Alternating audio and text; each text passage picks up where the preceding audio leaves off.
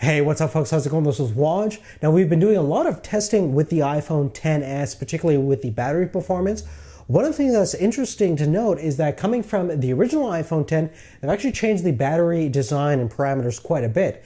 We're now looking at a single pack compared to the iPhone X dual pack design. It's an L shape, and we've also reduced the overall capacity by 2%. The original iPhone X was rated at 2716 milliamp hours versus the XS is rated at 2659 milliamp hours. Now that doesn't seem like much, but in this high efficiency world where smartphones are super thin, very efficient, every single milliamp hour matters. Now what we want to do with our drain test is do a direct comparison between the original iPhone X as well as the next best competitor, the Samsung Galaxy S9, the standard model. Now in terms of capacity, obviously the Samsung has the iPhone's beat with the 3000 milliamp hours, and it also supports Qi and PMA wireless charging. The really cool thing about the charging speeds on the iPhone X, it was actually really fast to begin with. You take a look at our charging time comparison, you can see that the iPhones to get to 50%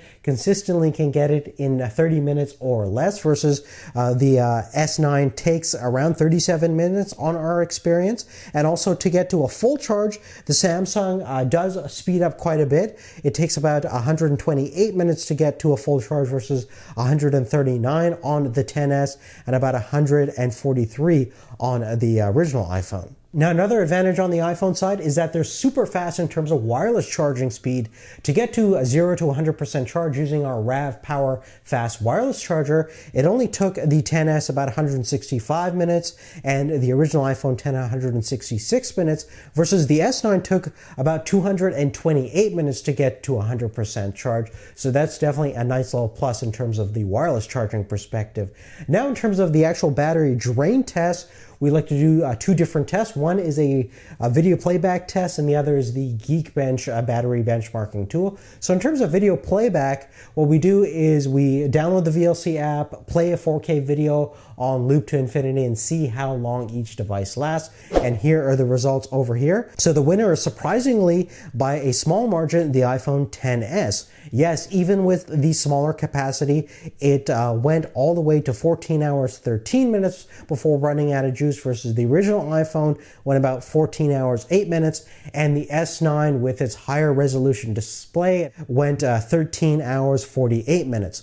Now in terms of the Geekbench benchmark, it doesn't utilize the screen resolution to that same extent as our video playback test. So we actually found that the S9 with its higher capacity beat out the iPhones in this scenario. It ran the benchmark the longest, about 6 hours, 39 minutes. 5 hours, 21 minutes was the time for the XS, and the original iPhone X was around 4 hours, 43 minutes. You can also see the scores laid out right in front of you as well. Now, what's really interesting is that even though the iPhone XS has the smallest battery capacity physically, with those new high efficiency cores on the A12 Bionic, it's beating out the larger battery that was in the original iPhone X, and even in some scenarios in terms of video playback tests, it's beating out the larger capacity 3000 milliamp hour battery that's in the S9. So the XS is an awesome demonstration of what software and fully optimized hardware can do in terms of giving you the most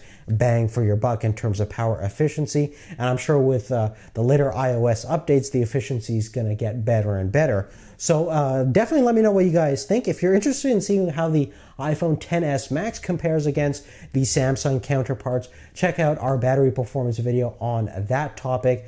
You can click the card or check out the description down below for more details. But other than that, thanks again for watching, and we'll see you real soon. Take care.